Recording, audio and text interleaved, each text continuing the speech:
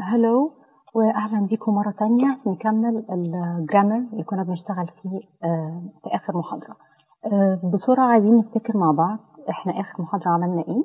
احنا اشتغلنا على البريزنت سمبل تنس، وقلنا ان البريزنت سمبل علشان اتكلم عن حاجه بتحصل بشكل متكرر او حاجه فاكت لا تتغير، يعني حقيقه لا تتغير، زي قلنا the sun rises in the east مثلا، الشمس تشرق من الشرق، ده حاجات ما بتتغيرش، فقلنا دي استخدامات البريزنت سمبل. زائد لو حاجه بتتغير، حاجه بعملها، حاجه ما بتتغيرش، حاجه بتتكرر بعملها كل يوم. I go to school every day.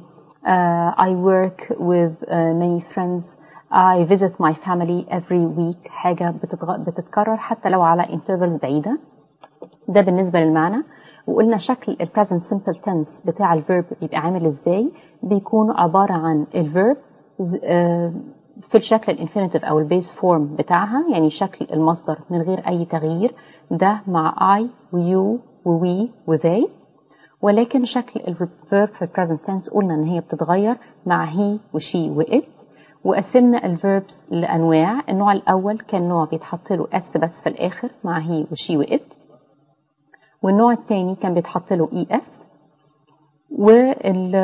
وقلنا بعد كده ان في فيربس ما بيتحط لهاش ولا اس ولا اي اس، هي شكلها كله بيتغير. وقلنا ان في 3 فيربس اساسيه شكلها بيتغير لازم نحفظها زي ما هم، علشان دول بنستخدمهم سواء في البريزنت سمبل تنس او كافعال مساعده helping verbs with other tenses في ازمنه مختلفه. نراجع مع بعض بسرعه الثلاث فيربس دول علشان هنستخدمهم دلوقتي في الدرس بتاع النهارده. الفيربس دي كانت اولا verb to do.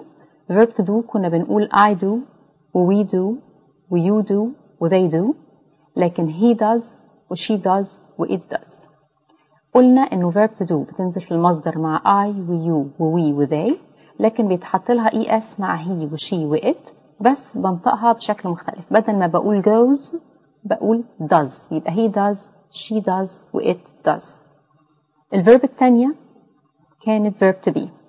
قلنا verb to be بنقول I am أنا أكون، you are أنت تكون، we are نحن نكون، they are هم يكونوا، لكن he is هو يكون، she is هي تكون، و it is اللي هي مع غير العاقل أو مع الجماد. والفيرب الأخيرة اللي احنا قلنا برضو شكلها بيتغير خالص في البريزنت بتاعها هي verb to have. verb to have بتنزل في المصدر زي ما هي مع I اللي هي verb to have بمعنى يمتلك، ف I have you have we have و they have. ولكن مع he و she و it بحط has has. هو يملك he has، هي تملك she has، وهي أو هو اللي هو الجماد أو غير العاقل في المفرد it بياخد برضو has. طيب نفتكر كويس قوي بقى verb to do في البريزنت علشان ده اللي هنستخدمه في نقطة الجرامر بتاعة النهاردة. الجرامر النهاردة هنتكلم عن النيجاتيف فورم of the present simple tense، يعني ازاي بكون النيجاتيف فورم اللي هو شكل النفي of the present simple tense. يعني انا هحافظ على الفيرب او الفعل بتاعي في البريزنت simple المضارع البسيط زي ما قلنا، بعبر عن نفس المعنى ولكن عايزة اعمله نفي. طب اعمله نفي ازاي؟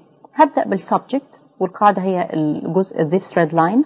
هعمل السبجكت اللي هو الفاعل، يعني the one or the ones who do the verb أو who does the verb اللي بيقوموا بالأكشن. وبعدها هحط verb to do in the present، وعلشان كده قلت لكم خليكم فاكرين تصريفات verb to do اللي قلناها آخر مرة علشان هنستخدمها في تكوين النيجاتيف فورم بتاع النهاردة. يبقى subject وبعدين verb to do في present. وطبعا verb to do هنستخدم do ولا هنستخدم does على حسب السبجكت بتاعي. لو subject زي I أو you بستخدم فيها do يبقى هحط verb to do زي ما هي. لو subject زي he أو she أو it بستخدم فيها does يبقى هقول he does أو she does أو it does. بعد ما أحط التصريف المناسب بتاع verb to do مع السبجكت بتاعها هحط كلمة not اللي هي بتفيد النفي، وبعدين بعدها بحط الفيرب الأساسي the verb in the infinitive. واحنا قلنا المرة اللي فاتت ان الانفينيتيف ليها اسم تاني اللي هي البيس فورم اللي هي شكل الفيرب في المصدر من غير اي تغيير. يعني do بتفضل زي ما هي، run تفضل زي ما هي، write زي ما هي، draw زي ما هي، read زي ما هي. ده الانفينيتيف. طيب أنا أفرق إزاي الأول بين verb to do وبين الverb in the infinitive؟ الverb التانية اللي هي بتيجي في المصدر بتاعها هي اللي هنسميها the main verb. main M-A-I-N verb يعني الفعل الأساسي. طب يعني إيه فعل أساسي؟ الفعل الأساسي هو الفعل اللي شايل المعنى بتاع الأكشن في الجملة. يعني إيه؟ يعني مثلا لو قلت I can run، في عندي verb can أقدر، وفي عندي كلمة run أجري. مين فيهم اللي فيه أو اللي carries the meaning of the action؟ معنى الأكشن أو معنى الفعل بتاعي موجود في can ولا run؟ يعني الجملة أنا بركز على إيه؟ على قدرتي ولا على الجري؟ هي على الجري. يبقى لما يكون عندي أكتر من verb في الجملة، المين verb هي الverb اللي فيها الأكشن. أنا ممكن أقول I will run يعني أنا سوف أجري، فwill هنا ادت معنى المستقبل بس future، ولكن المعنى بتاع الأكشن هو الجري، يبقى verb run.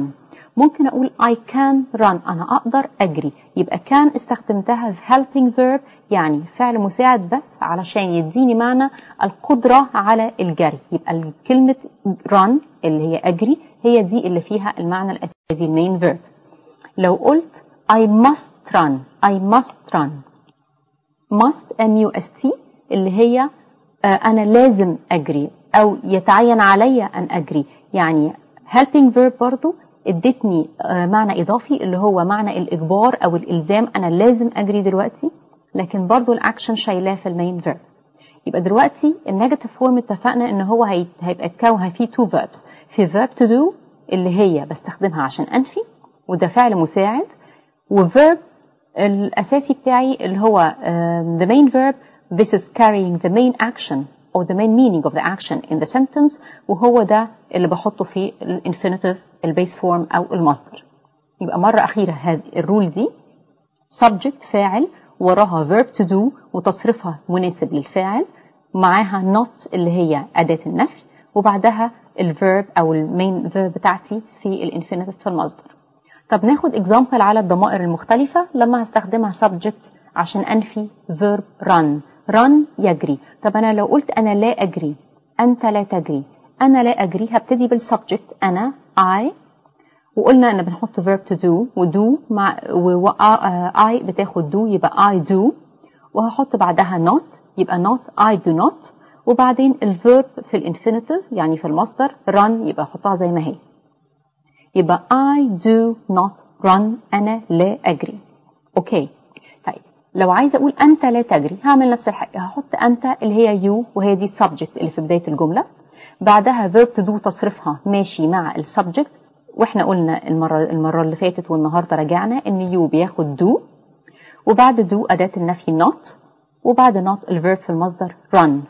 I do not run، you do not run، ونفس الحاجة بتيجي مع الوي وبتيجي مع الذي، لأن we والذي بياخدوا do زي I و you، فهتبقى we do not run نحن لا نجري، they do not run هم لا يجرون. verb to do هيتغير شكلها لما استخدمها في النيجاتيف with the subjects he و she و it.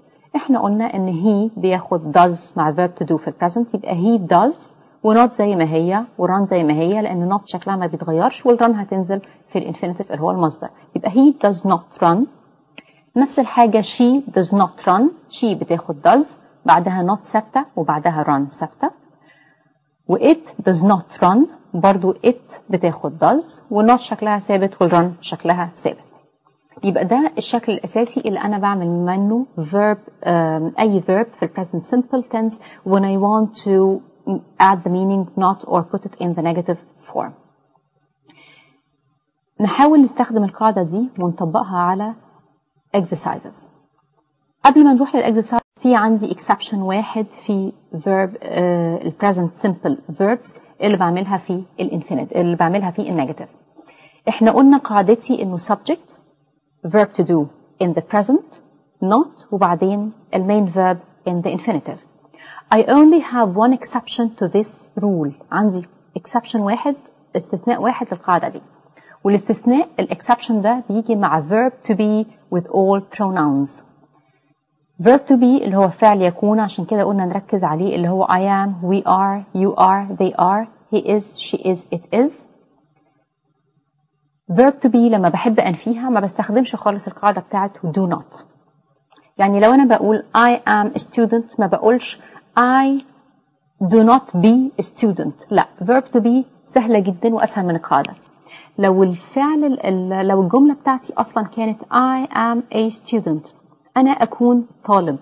وطبعا لو نفتكر قلنا إن ال A بتيجي مع النون المفرد اللي بيبتدي ب consonant sound اللي هو زي كلمة student، عشان كده قلنا a student.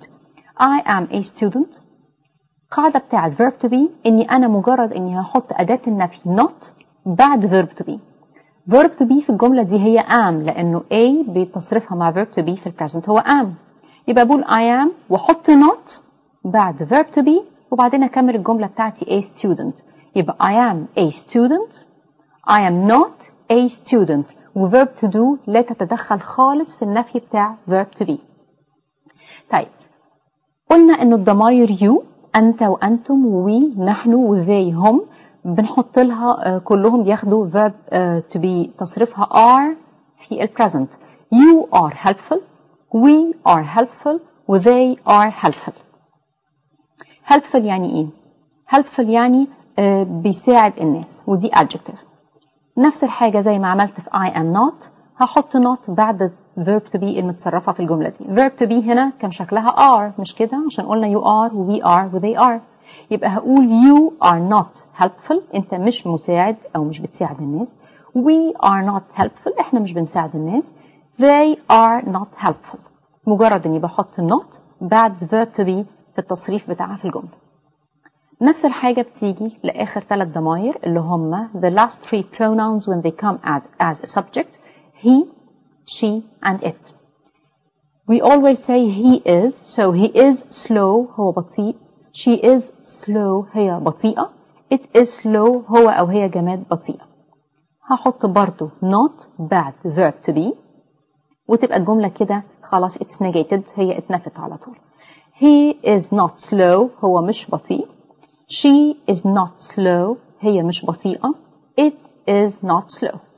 يبقى ده الإكسبشن الوحيد للقاعدة بتاعتي اللي كانت بتقول subject verb to do in the present not verb أحطه مع كل الverbs إلا verb to be اللي مجرد بحط لها not بعد التصريف العادي بتاعها في present simple tense. طب تعالوا نشوف مع بعض لو جربنا ده نطبقه على شوية أسئلة. لو جالي سؤال زي ده put the following sentences in the negative.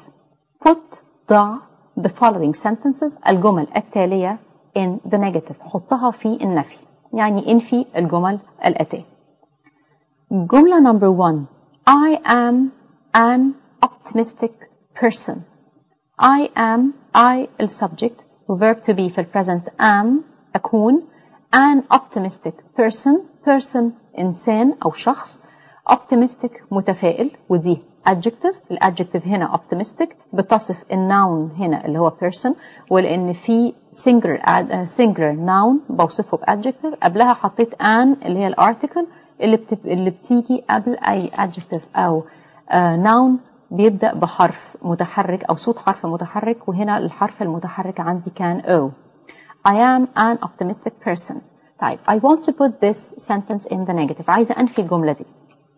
زي ما قلنا verb to be سهلة جدا، مجرد هحط كلمة not في النص هنا بعد verb to be تبقى I am not وبقية الجملة عادي an optimistic person. طبعا لاحظنا ان ما عنديش بعدها حاجة اسمها main verb وهنزلها في الانفينيتيف والكلام ده. ليه؟ لانه المين verb اصلا بتاعتي في الجملة دي هي verb to be am، وانا ما حطيتش helping verb. ما هو ما بيكونش فيه main verb فعل اساسي الا لو كان فيه helping verb فعل مساعد. لو ما عنديش المساعد هيبقى عندي الأساسي لوحده، لأن الجملة محتاجة على الأقل فعل واحد أساسي، والفعل الأساسي هنا اللي هو المين فيرب هي am. فam حافظت عليها زي ما هي فعل أساسي، حطت لها not، ما احتاجتش أحط أي verb تانية معاها. I am not an optimistic person. أنا لست شخصا متفائلا. Number 2 Ali has a cold. Ali has a cold. علي عنده برد. طبعا هنا verb to have جت. احنا قلنا verb to have معناها الفيرب بتاعت الملكية. الملكية شكلها أو معنى بتاعها بيختلف في different shades of meaning، في درجات مختلفة للمعنى. هنا مش بقول علي يمتلك برد، بقول علي عنده برد.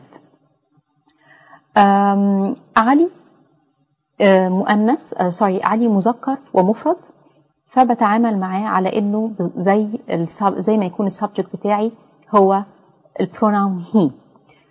عشان احط الجملة دي في النيجاتيف، مادام ما عنديش verb to be، يبقى هرجع للقاعدة الأساسية بتاعتي اللي هي قلناها السبجكت verb to do و not والverb in the infinitive. طيب علي has يبقى علي، وهحط verb to do في البريزنت بالطريقة اللي تناسب علي اللي هو he، يبقى علي does، وبعد verb does بنقول verb to do بنحط not، يبقى علي does not. وبعدين هاخد الverb بتاعي اللي كان موجود في الجملة اللي هو has وهحطه في الانفينيتيف. has لما بيبقى في المصدر بيبقى have، مش كده؟ مش احنا بنقول verb to have؟ يبقى علي does not have، وبقيت جملتي بنزلها عادي a cold. علي does not have a cold. طيب number 3. She likes to play tennis. She likes هي بتحب to play tennis، هي بتحب تلعب تنس. نلاحظ الجملة دي ان هي فيها two verbs. The first verb is likes هي بتحب. The second one is play تلعب.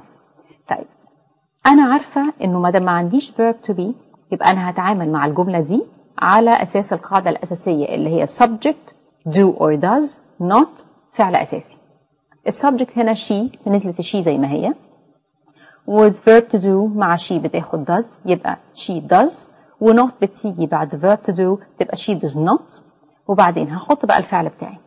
هل الفعل بتاعي like ولا play؟ لو أنا محتار في جملة زي دي، هشوف الفعل اللي تم تصريفه اللي هو اتحط له نهاية تناسب السبجكت أو الفاعل بتاعه، هو ده الفعل اللي أنا بتعامل معاه. She likes to play tennis، هلاقي إنه likes هي الفعل اللي تم تصريفه علشان يناسب السبجكت she، وعرفت منين إن هو تم تصريفه علشان اتحط له النهاية s، لأنه أصلا likes في المصدر هو like، مش كده؟ وعشان صرفته مع she بقت حطيت الاس اللي هي likes، يبقى she likes. اللايكس هي دي اللي أنا هحطها في المصدر في تحت في النيجاتيف، يبقى she does not like. وبعدين في نقطة تانية نخلي بالنا منها واحنا بنكتب أي verb، لو الفيرب دي قبلها to to لازم الفيرب دي تيجي في المصدر أو في الانفينيتيف. يعني ممكن أقول she likes to play من غير s لأنها قبلها to هحطها في المصدر. she likes to write ما بحطش s. she likes to go ما بحطش es، ما بقولش she likes to goes، بقول she likes to go. she likes to sleep ما بقولش sleeps، عشان برضو قبلها في verb فيها كلمة to، وto بحطها في المصدر. دي تقدر تقربها لنفسك زي بالظبط أن في العربي. انت بتقول أنا أحب أن آكل، بحط الverb في المصدر في العربي. يبقى دلوقتي she likes to play tennis بقت she does not like to play tennis، ودي بقيت الجملة زي ما هي. طيب number 4. مجدي and I work very hard. مجدي and I work very hard. مجدي and I هم دول السبجكت، مش كده؟ مين اللي بيورك؟ مجدي بيورك وأنا بورك، احنا بنشتغل. مادام احنا الاتنين عملنا نفس الاكشن، يبقى احنا الاتنين مع بعض احنا السبجكت، احنا الفاعل of this sentence. طيب مجدي and I تناسب أني ضمير؟ حد وأنا، يبقى أنا بتكلم I'm speaking about myself in the first person وبلورال. first person plural اللي هو زي ضمير متكلم جمع اللي هو we. مجدي and I أنا ومجدي تبقى we إحنا work very hard.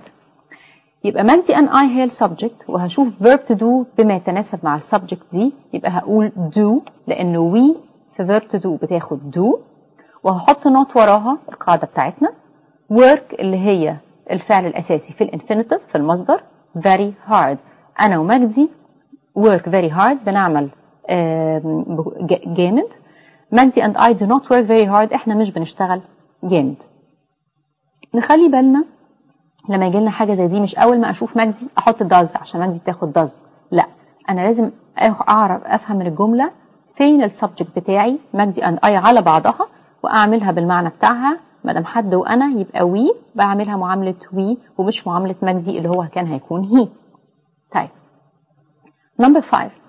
عمرو and منى write nice cards. عمرو ومنى هما الاثنين بقوا هما دول السبجكت بيكتبوا كروت جميلة. لو عمرو لوحده كان هيبقى writes عشان احنا قلنا امبارح انه هي بنحط لها s في نهاية الverb في present simple. ولو منى لوحدها كنا هنكتب writes برضو عشان she بتاخد s في نهاية الverb في present simple. لكن هنا عمرو and منى بقوا هما الاثنين مع بعض هما دول الفاعل هما دول السبجكت وعمرو and منى كأني بقول هما مش كده لأنه I'm not involved أنا مش جزء منهم. ما أنا بقول هما يبقى عمرو and منى هعملهم وكأنهم they هم. يبقى عمرو and منى لو بعملهم معاملة they أو هم هحط بعدهم verb to do في present they بتاخد do يبقى عمرو and منى do. والقاعدة بتاعتي not وبنزل write اللي هي المين verb in the infinitive in the base form is not write nice cards. تبقى عمرو and منى do not write nice cards مش بيكتبوا كروت جميلة. اوكي يبقى احنا دلوقتي عملنا verb to be عملنا ال verb in the present simple tense في negative form subject verb to do not verb in the infinitive. وقلنا انه exception the only exception it has is verb to be and this comes with all pronouns. we just add بس بنضيف أو insert بندخل كلمة not after verb to be and then I write the rest of the sentence. Now what if I want to ask a question using the present simple tense. لو عايزة أسأل سؤال بقى بالpresent simple tense. خلاص أنا عرفنا المرة اللي فاتت في المحاضرة اللي فاتت إزاي بكتب جملة إخبارية عادية regular normal statement in present simple. ودلوقتي عرفنا how we can write a sentence in the negative form using the present simple tense. We knew the rule and then we got to know the exception and we did some applications. Now we're going to try to form a question. هنحاول نكون سؤال using the present simple tense. Here I also have a very simple rule. I start with the verb to do also verb to do بالتصريف بتاعها مع السبجكت. يعني لو I هقول do لو he هقول does. I start with verb to do then the subject then the main verb in the infinitive. فاكرين احنا قلنا القاعدة بتاعت النيجاتيف فورم قلنا subject الأول وبعدين verb to do not وبعدين infinitive. كل اللي أنا هعمله هنا إن أنا I will just exchange the places of the subject and verb to do. أنا بس هبدل الأماكن بتاعت السبجكت و verb to do. بدل ما كنت بحط السبجكت الأول وبعدين verb to do لا أنا هبدأ ب verb to do وبحط السبجكت وبعدين بكمل بقية الجملة عادي والverb الأساسي في الانفينيتيف. فبقول هبدأ هنطبق ده على example verb run. بقول I run هيبقى الquestion بتاعها verb to do مع I بتاخد do يبقى do والسبجكت اللي هو الفاعل I وبعدين المين verb in the infinitive run يبقى do I run هل أنا بجري. طب لو you برضو بتاخد do هتبقى do you run أنت بتجري. we بتاخد برضو do we run هل إحنا بنجري. they برضو بتاخد do تبقى do they run هل هم بيجروا. مع he و she و it اتفقنا إنهم بياخدوا does يبقى زي ما كنت بقول do I run هقول does he run. مع she برضو بتاخد does يبقى does she run. it برضو بتاخد does يبقى does it run هل هو بيجري هل هي بتجري هل هو أو هي جماد مفرد بتجري.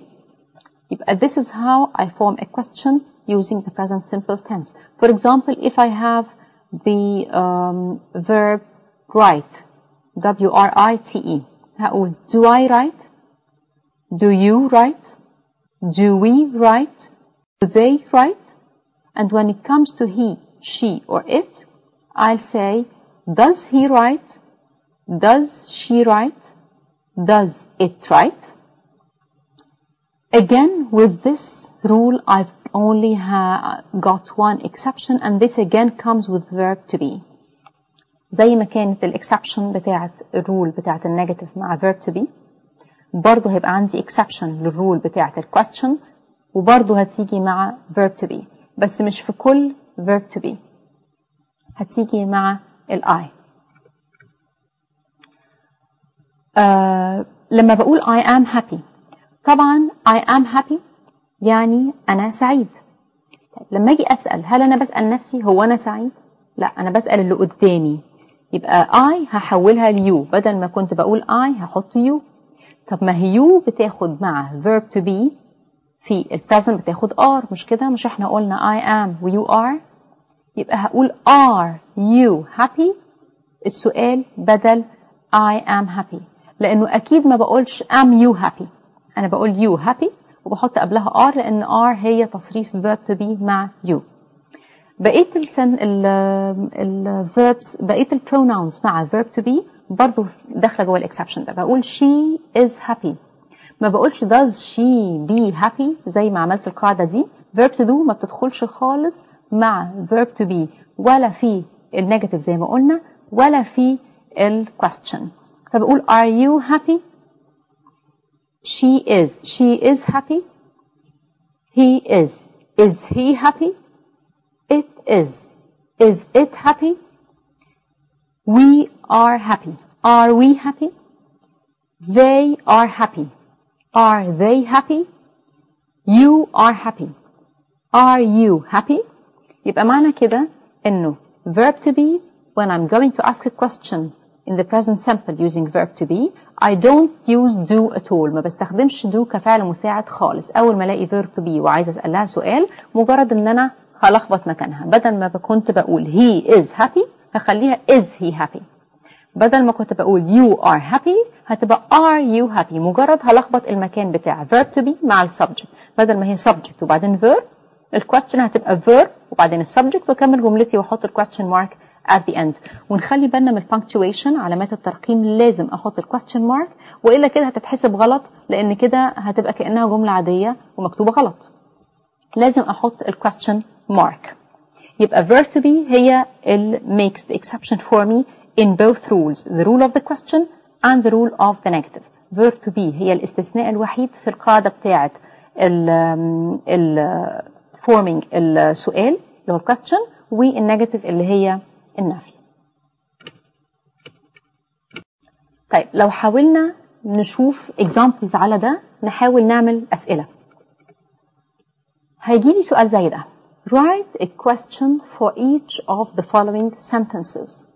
write a question، اكتب سؤال for each of the following sentences، لكل جملة من الجمل التالية هنعمل لها سؤال. يعني كأنه هو مديني الإجابة and I'm going to provide the question، مديني إجابة وأنا اللي هديله السؤال.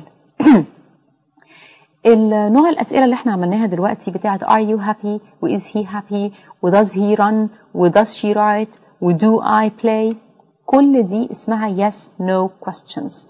yes no questions يعني ايه؟ يعني إجابتها يا إما yes يا إما no. بمعنى تاني إن إجابتها مش معناها وقت، أنا مش بسأل على وقت when، ولا بسأل على حاجة what، ولا بسأل على مكان where، ولا بسأل على حد who. أنا هنا ما بستخدمش أي question word، مش بستخدم هنا أي أدوات أسئلة. أنا كل اللي بعمله إني بستخدم نفس الكلام اللي عندي، أحطه له helping verb أو ما أحطلوش على حسب verb to be ولا على حاجة تانية، بلخبط أماكنهم على حسب الرول علشان الإجابة بتاعتي تبقى yes or no. الجملة الأولى بتقول yes I have an English class twice a month. yes أيوة I have an English class، أنا عندي حصة إنجليزي twice a month. twice يعني مرتين، a month هنا معناها كل month، a هنا بمعنى every. يبقى I have an English class twice a month أو two times every month، مرتين في الشهر. فهنا السؤال الإجابة كانت بيس. عشان أقدر أعمل question أو negative لازم أحدد الأول فين الverb بتاعي. لو لقيت الverb والsubject أنا بعد كده ما عنديش أي مشكلة في تكوين a question or a negative sentence. طيب yes أيوة I have an English class twice a month. فين الverb بتاعي هنا؟ الفعل فين؟ I دي ضمير pronoun وهي دي subject. have عندي أو أمتلك. an article English adjective أو صفة بتصف الكلاس اللي هو noun. حصة إيه؟ حصة إنجليزي. twice مرتين. a month كل شهر وmonth دي noun. أنا عندي إحنا قلنا قبل كده إن verb to إن أمتلك دي verb to have. يبقى أنا الأكشن أو الverb اللي عندي هنا هي have والsubject هو I. ما دام عندي verb to have يعني ما عنديش verb to be يبقى هتبع القاعدة الأساسية بتاعة الquestion. هحط do وطبعا قلنا لما I بقلبها you في السؤال لأن لما بتكلم عن نفسي اللي قدامي بيسأل يبقى ضمير مخاطب. يبقى do you والفعل بتاعي هنزله في الانفينيتيف have تبقى do you have وأكمل جملتي an English class twice a month. هل أنت عندك حصة English مرتين كل شهر؟ Number 2 No مراد does not have a cold. No لأ مراد does not have ما عندوش a cold. نفس الطريقة هحط verb to do. مادام أنا ما عنديش verb to be في الجملة يبقى هبدأ بالقاعدة بتاعة verb to do اللي هو as helping verb. هحط verb to do بس هحطها يا ترى do ولا does. أنا عندي هنا السبجكت إيه؟ السبجكت مراد. مراد هو اللي ما عندوش برد. مراد is the one who does not have a cold. يبقى مراد يعني he هو بياخد does مع verb to do. يبقى هقول does مش هقول do. هنا قلت do عشان كان في you. هنا هقول does لأن عندي مراد اللي هو he.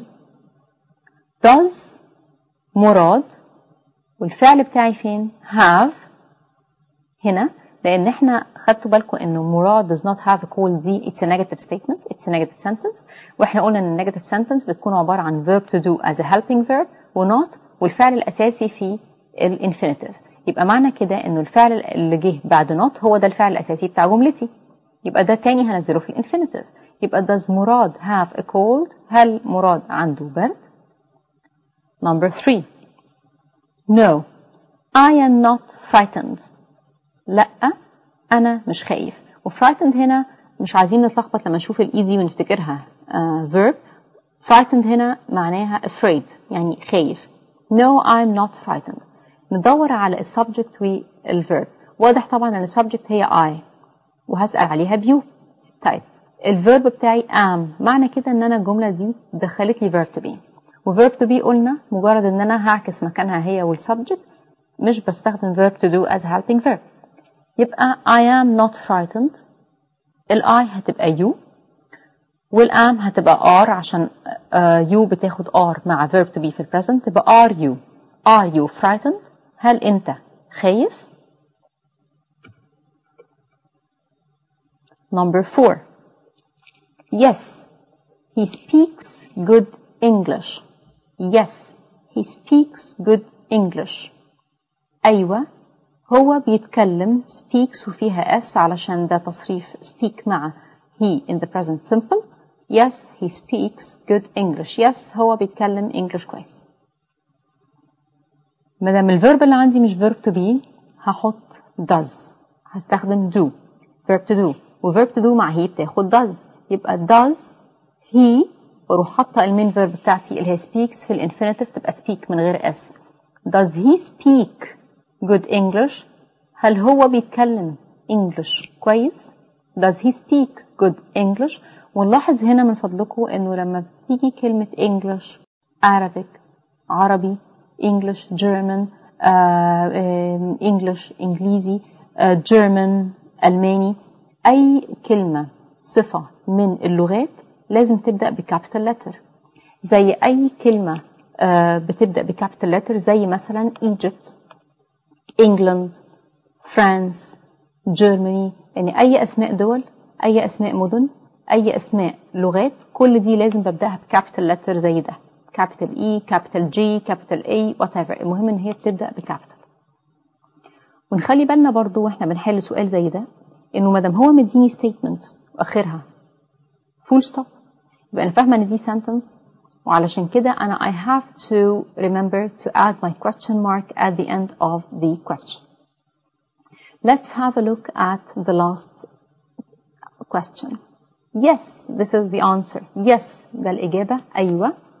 They refuse to take tips. Yes, they refuse to take tips. أيوة هما بيرفضوا refuse to take tips. إن هما ياخدوا tips اللي هي بمعنى بقشيش اللي هي extra money. Yes, they refuse to take tips. tips هنا معناها extra money for a service. وممكن تيجي بمعنى تاني. For example, if I tell you I am going to give you some tips before you take the exam. أنا هديك شوية tips before you take the exam. قبل ما تمتحن أو قبل ما تدخل الامتحان. هل ده معناه I'm going to give you some extra money for the service؟ هديك فلوس زيادة؟ لا. tips هنا مش معناها extra money. لما أقول tips for answering the exam, tips for this meeting, هديك tips للاجتماع ده، هديك tips قبل ما تكتب جواب، هديك tips قبل ما تحل امتحان. دي كلهم معناهم هديك شوية كلوز كده، شوية مفاتيح، شوية أفكار تساعدك علشان تحل الامتحان. يعني for example لو قلت لك tips for answering the exam هقول لك number 1 read your question really well. اقرأ السؤال كويس. This is a tip. ده طريقة تساعدك في حل الامتحان. Focus on each question separately. حاول تركز على كل جملة لوحدها، كل سؤال لوحده من غير التانيين، وده علشان تركز. This is another tip. دي برضو طريقة تانية أو فكرة تانية أساعدك بيها إنك تركز.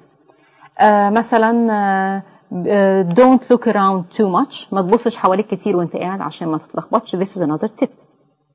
فتip دي example of words who have different meanings. tip دي مثال على الكلمات اللي ممكن يكون ليها معاني مختلفة. أعرف معناها منين في الجملة؟ من السياق. السياق بتاعي لو معناه money يبقى money. لو السياق مش معناه money يبقى معناه حاجة بتساعدني أو طريقة تساعدني علشان أعمل حاجة.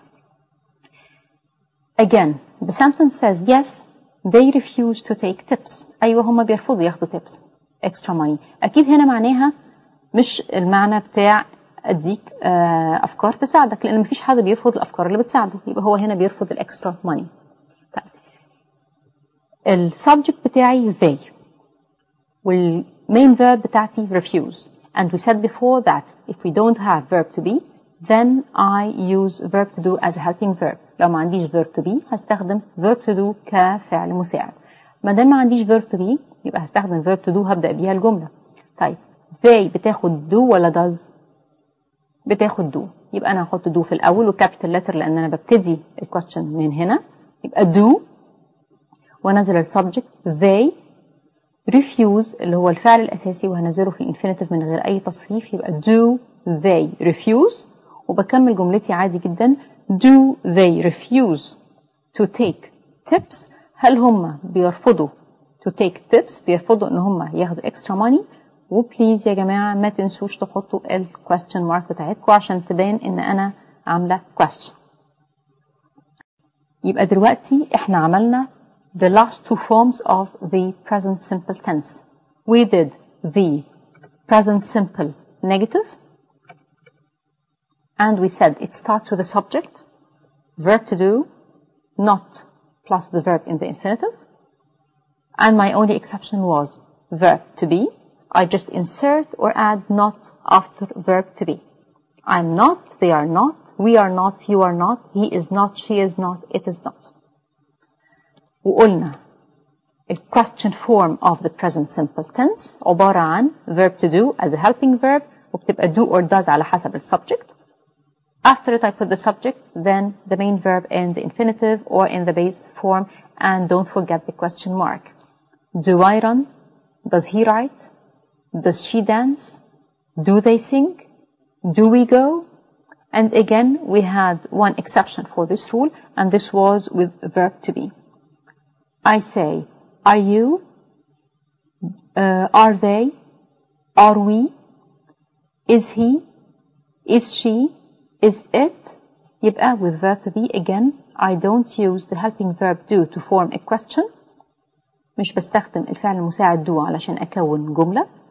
all what I do is I take the sentence، باخد السنتنس الأساسية بتاعتي اللي هي في الإثبات عادي، and I just invert the places، يعني بشقلب الأماكن بتاعة ال subject and verb to be. بدل ما أقول you are هتبقى are you، he is he، she is she، it is it، they are they، we are we، و I am هنخليها are you زي ما قلنا، علشان I هي البروناون اللي أنا بقلبه، لأنه سؤال معناه إن في حد قاعد قدام حد بيسأل، فما فيش حد هيسأل حد يقول له أنا، هيقول له أنت، وما دام أنت يبقى الام هتتقلب لآر، لأن you بتاخد are مع ال present simple tense بتاع verb to be.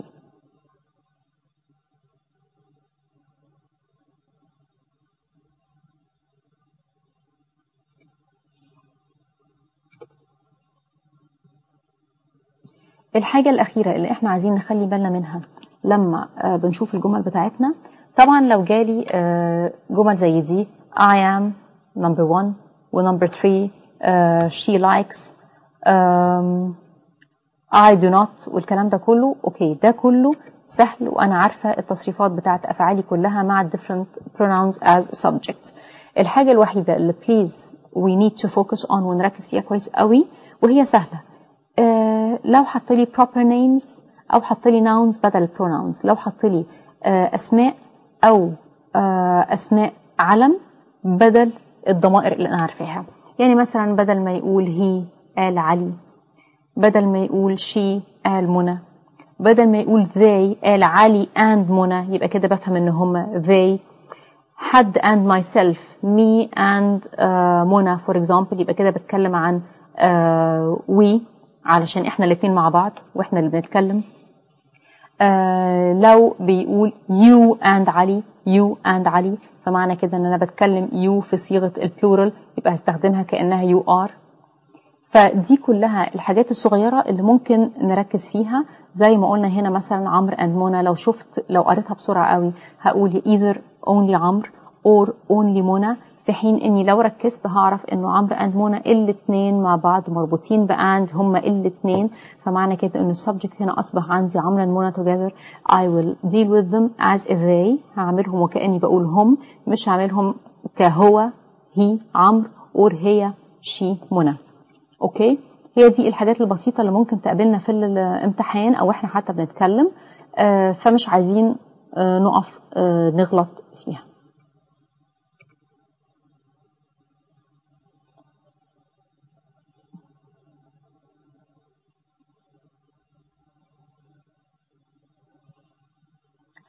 كده نبقى خلصنا ال three forms of the present simple tense. عملنا ال affirmative statement اللي الجملة الإخبارية العادية، وعملنا ال negative statement today اللي هي negative form، وعملنا ال question form بتاع ال present simple tense. يبقى هي دي الثلاث أشكال بتاعة ال present simple tense.